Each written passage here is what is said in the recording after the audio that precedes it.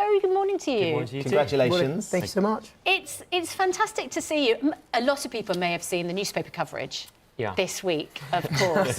And it was in the Sun newspaper. You made the front page. I know that you felt that the coverage itself, the story, the interview, had been very positive, and it's really important to discuss this with the sort of audience that we have, that the Sun has.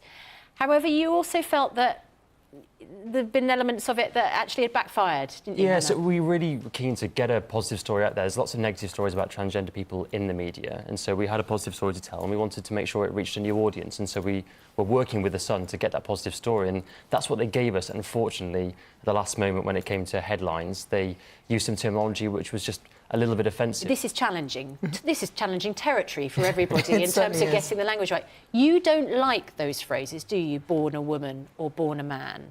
You, Jake, want people to know that you were a man born in the wrong body. I mean, for me, I knew from sort of 2.5, 3 years old that I was a boy, and I was very vocal about it from a very young age. And I think it's dismissive and it's sort of belittling what it is to be trans, to say that I was born a woman, because obviously I wasn't. It's not something I just decided. I was born a woman and now I feel like being a chap. You know, for me, it's always who I've been, and I've obviously just had to realign my body to how my mind feels, and I think the same is true of Hannah. Were you that young as well, Hannah, when you felt... Yeah, I mean, I was quite young when I knew that I was different. It took me a while to understand what that difference meant, and it was probably only when I was sort of hitting puberty that I started to think that maybe I was a woman, and I learned about what it was to be transgender. I thought, actually, that's me. It's part of the reason we want to get those stories out there, those positive stories, because there are lots of kids and young people out there who will be feeling like us, and getting those positive stories is important to reach out to them as well. And we don't want people to be walking around, you know, feeling like they're walking on eggshells. We don't want people to be worried about offending. Occasionally you'll get it wrong, occasionally you'll slip up or misgender, or my mother, you know, for years called me by my previous name, and I knew that it was from a place of love and understanding, and, you know, quite often people want to get it right but don't quite have enough information, and so it's all a learning process for all of us. You know, Hannah and I get it wrong as well. Everyone gets it wrong. Well, that's an interesting point, isn't it? What do your parents, what do people, you know, how do you broach this conversation with parents? With a little bit of difficulty, I'd say. It was certainly a shock for most parents. It's not something they imagine their kids going through.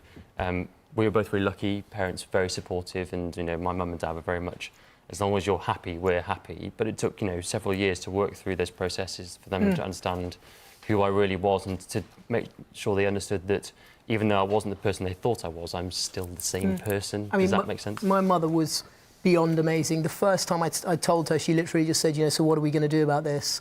And much as she said to me about a year after I'd sort of begun my transition, that she did cry for her little girl for many months, which obviously was heartbreaking. She has been just amazing, my biggest cheerleader. So, I mean, we've both been really lucky in that respect. And you are, Hannah, now the highest-ranking transgender soldier in the British Army, which is an extraordinary position to be in the British Army and to be a soldier now. How has that been for you, and how have the British Army approached your gender? I mean, the British Army have been fantastic. They've had a policy since 1999 to support transgender people, and, you know, the Army really gets it, because we have a really difficult job to do, and at the end of it, the person you want next to you, you want to be good at your job, because, you know, that could be a really dangerous situation. You don't care if they're transgender, if they're gay, if they're black, if they're Muslim. It doesn't matter at all, because we focus on our job and our output.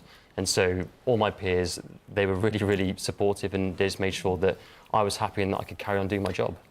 When you met, you didn't meet in person to begin with, did you? You met online. Was there something, you know, about your shared experience that there was a sort of relief that you both knew exactly what you'd been through? Well, I'd never really been on a date before, and I was really nervous about putting myself out there on the dating scene, and so dating someone who was also transgender just meant that I didn't have to have those really awkward conversations, not just with Jake, but with his wider family and friends. You know, they were an educated group of people about what it meant to be transgender.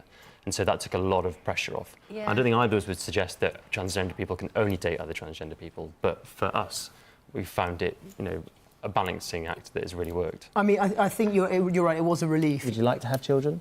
I mean, I've worked as a nanny for the last 20-odd years. Yeah. So I've looked after other people's children, amazing children, but it's come to the point where I'd really quite like my own, that I don't have to give back at the end of the day. So, you know, Hannah is amazing with children, and we look after my niece and nephew quite a lot. So for us, kids is a definite, whether that be surrogacy or adoption or however we do it, we most certainly want to be starting a family at some point, hopefully soon.